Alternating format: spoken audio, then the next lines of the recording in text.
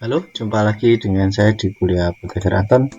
Di video ini kita akan membahas tentang metode kuantitatif untuk penelitian klinis yang video ini merupakan video kedua ya. Jadi video sebelumnya tentang pendahuluan dan ini adalah untuk mata kuliah metodologi penelitian di Fakultas Farmasi Universitas Jember. Baik, kali ini kita akan membahas tentang case report ya. Case report, apa itu case report? Mari kita bahas. Jadi case report itu biasanya jadi ini adalah laporan tentang suatu kejadian yang diamati dari satu pasien ya. Tapi kadangkala case report sekarang tidak hanya satu pasien, tapi bisa 1, 2, 3 pasien begitu ya. Tapi jumlahnya masih relatif sedikit ya. Jadi biasanya kalau tentang hubungannya dengan penggunaan obat ya di clinical pharmacology atau di farmakoepidemiologi, biasanya misal satu pasien, misalnya di kasus keracunan gitu, satu pasien menderita memperoleh obat yang ternyata salah dalam dosisnya, misalnya salah mengambil instruksi 3 kali sehari ya, diminum 1 tablet misalnya, tapi dalam satu kali minum langsung 3 tablet gitu, misalnya seperti itu. Nah kemudian ketika kasus tersebut terjadi, pasien masuk ke IGD, ditangani sampai pasien sembuh ya, bisa pulang. Nah seluruh proses dari awal datang si pasien datang sampai dengan pulang dan intervensi apa saja yang diberikan. Tapi intervensi di sini bukan dalam arti intervensi dalam desain penelitian ya, desain penelitian eksperimental, tapi maksudnya penanganan apa yang diberikan pada pasien itu bisa diceritakan, dideskripsikan dan dibuat case report gitu ya. Contoh yang lain misalnya case report tentang biasanya digunakan untuk melaporkan kasus-kasus yang langka terjadi ya, termasuk di dalamnya adalah misalnya re-emerging infectious disease ya. Misalnya contohnya kasus tahun 2017 mungkin ya, pada waktu merebak laporan emerging tentang infeksi virus Zika ya, virus Zika di banyak tempat di Amerika Latin ya, Amerika Selatan dan Oseania misalnya. Ketika saya melakukan penelusuran ya di PubMed, saya menemukan 2 laporan ya kasus Zika dari Indonesia misalnya, contohnya seperti itu. Nah di situ diceritakan tentang pasien yang sedang berlibur di Indonesia begitu. Ada dua case report waktu itu yang saya temukan ya. Yang satu pasien berlibur di Bali, kemudian digigit monyet waktu pulang ya ke Australia, diobservasi dan diidentifikasi ternyata si pasien menderita infeksi virus Zika ya. Nah kemudian yang menjadi pertanyaan, apakah ini bisa ditransmisikan?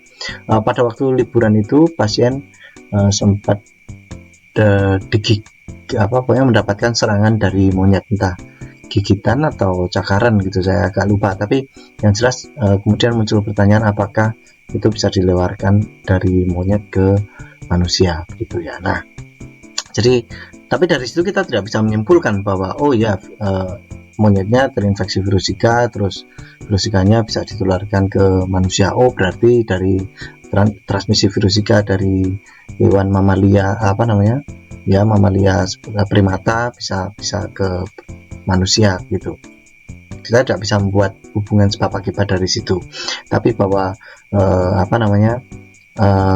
laporan kasus ini menceritakan kronologi dan semua faktor yang mungkin terhubung satu sama lain, itu sah-sah saja gitu ya. Nah jadi kalau di penggunaan obatnya biasanya digunakan untuk untuk membuat hipotesis ya tentang efek obat ya. Jadi ini lebih cenderung hanya untuk menggulirkan wacana saja ya, Tapi apakah hubungan antara satu dengan yang lain ada bisa itu tidak yakin ya. Akan tetapi ya, misalnya ya ada kasus khusus di mana case report ini menjadi penting ya, seperti tadi misalnya kasus exposure keracunan obat terhadap ada outcome tertentu yang ketika dirunut ternyata keracunan ini, kemudian ada penanganannya dilaporkan seperti apa. Nah, itu bisa mungkin menjadi perkecualian bahwa case report ini memang sangat berguna untuk membuat hubungan sebab akibat, tapi pada umumnya tidak ya.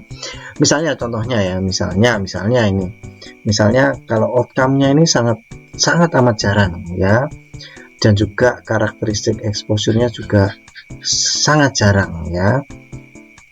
Tapi ketika itu muncul, bisa jadi ini menjadi penjelasan hubungan sebab akibat, meskipun hubungan sebab akibat tetap lemah gitu ya, tapi ini menjadi berharga ya, informasi yang sangat berharga karena kasusnya yang jarang ya, Misalnya ini di sini contohnya adalah adenokarsinoma ya, clear cell vaginal adenokarsinoma pada wanita muda yang dulu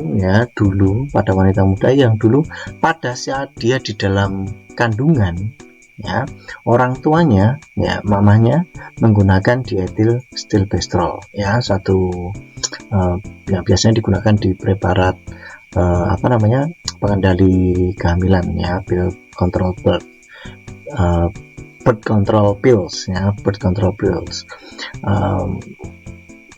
KB ya. Jadi ketika dia ada di kandungan, dia terekspos seperti itu, kemudian pada saat dia sudah besar itu dia menderita ini. Nah, bisa jadi ada hubungan yang meskipun tidak begitu jelas mekanismenya seperti apa, tapi ada kemungkinan ke sana. Nah, ini karena jarang, kita informasi yang didapatkan dari case report ini menjadi sangat berharga sekali ya. Ada contoh-contoh lainnya yang lain, misalnya kalau ada ini, misalnya the disease course is very predictable, jadi sangat mungkin terjadi ya, dan juga treatment causes a clearly apparent change. Jadi ketika diberikan treatment, dia bisa memberikan perubahan yang nampak nyata gitu ya, misalnya penicillin untuk bisa menyembuhkan streptokokal endokarditis ya, radang pada selaput jantung gitu ya. Oke. Nah, ketika ada infeksi itu bisa diobati dengan jenis, atau yang lain misalnya ada situasi challenge yang biasanya digunakan untuk menyelidiki hubungan sebab akibat antara adverse drug reaction ya, yang diduga diakibatkan oleh satu obat ya. Kalau penyebabnya banyak, challenge dan re-challenge ini tidak mungkin terjadi, tapi challenge dan re-challenge ini secara etis agak-agak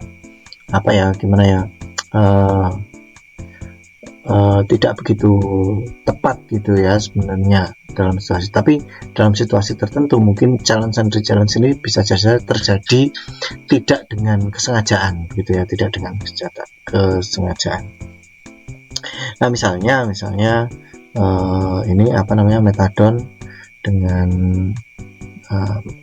overdosis metadon ya, yang bisa menyebabkan komatose, dan dibandingkan dengan naloxone ya. Ketika metadon digantikan dengan naloxone, bagaimana akibat terhadap komatose pasien.